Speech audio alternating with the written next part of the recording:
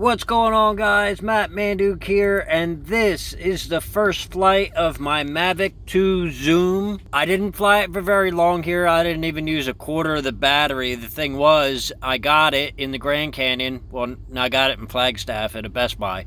But it was too windy outside the Grand Canyon, and that whole region where I was during my home time, where I went into the Grand Canyon. You guys are still watching that, or you already have. It was really too windy everywhere that I stopped on the way there. So it was kind of too windy this day too, but I couldn't take it anymore. I had some downtime in Lerado, and I figured I should fly it. Now what you're seeing here, no, I didn't put it upside down. When I launched it, the camera and the gimbal was kind of cocked to the side, and it took it a minute before it fixed it. And once it fixed it, as you can see, it got much smoother, and it flew much better. Now I did keep getting warnings on the controller about high winds, and it made me a little nervous because, like I said, I think that's how I lost the spark. Was I got about 400 feet in the air, and the moderate winds that I was dealing with on the ground are much stronger up there, especially in the mountains, and that was probably how I lost it. So I didn't want to lose the Zoom, which cost considerably more, especially not in the industrial park. Now granted, if I would have lost it at the Werner terminal, not a big deal. And as I turned to the side, that lot to the right there, the dirt lot, that's all Werner terminal. That terminal is huge, and I think a lot of that's because they're importing and exporting a lot of stuff from Mexico. And so like they inspect all the trailers because they have to be inspected both to and from. The terminal itself wasn't all that great, but it does a lot of business. And then across the street there's a truck dealership, and I'll focus in on that later. And off to the side there's a bunch of carrier terminals here, and like US Express is there, and Swift is there, and just everybody's there because, well, Mexico. But now I'm zooming in on the bobtails, and I'm actually that little orange dot. And for the most part, I'm familiar with what this stuff looks like, and I wanted to play with the drone a little bit and play with the zoom and see what I can and can't do with it.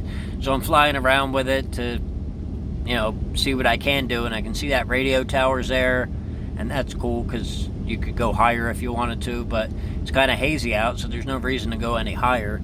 And I'm just looking around, like I said, and so there's not a whole lot to see, and that didn't much matter. What I wanted to do with this video, really, and what I wanted to fly the drone and get accustomed to using the drone, because it is a little different than the Spark. Not much, but the controller's a little nicer, the camera's a lot nicer. As you can see, this is in 4K. Maybe you can't see 4K because you don't have 4K, but it is in 4K, so it should still look better even if it's being down-res to 1080. And yeah, my Galaxy 10 is shooting in 4K, so almost everything's going to be in 4K now. Even my selfie camera can do 4K, which is awesome, at 60 frames a second, and that's what the drone can do.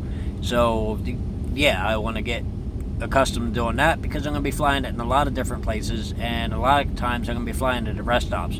No, I'm not flying it today at the rest stop that I'm in Texas, because it doesn't look much different than what you can see in the distance outside of the actual terminals. But as I get down a little bit, you can see the Werner sign there. It's like the older style sign, and it is actually a neon sign that lights up at night, which is kind of cool. I prefer that logo over the more standardized logo because it's a little fancier and they got a little bit more going on.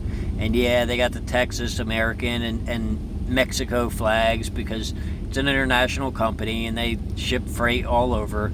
And that was like, I didn't move the drone, that was me zooming out, so you can kind of see how much of a zoom there is. Now I'm moving the drone, I'm getting closer, and I want to go over that sign, so I'm going over the sign, and then it's still like, well, is there anything I want to do there? Do I want to, have it blow away and land on a building that I can't even access, and those kinds of things. So I don't go very far because I'm still a little nervous with it, and I want to say it's about 15 to 25 mile an hour winds, and that's including the gusts. Well, that's enough to make it difficult to keep a semi-truck and trailer, if it's lightly loaded or empty.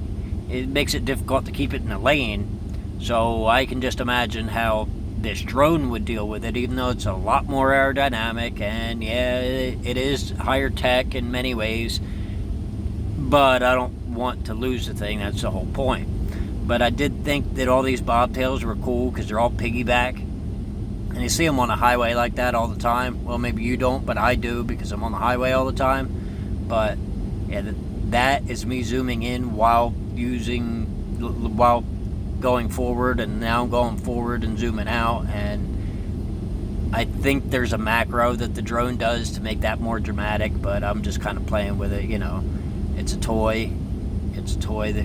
It's a flying camera, and it's a little bit more involved of a flying camera, which is why I got it. Yeah, that brick building there, that's actually the terminal, and it has the driver's lounge and dispatch in it, and each terminal does like the work a little different. But I think now I'm coming back to land because I'm getting tired of these high wind warnings, and so that place is huge, really, even compared to some of the other terminals that they have. Now, I did have a little trouble with figuring out how to land because I can't just grab it out of the air. So I had to actually put it on the ground, which isn't so much of a deal, and there wasn't too many people interested in the thing either.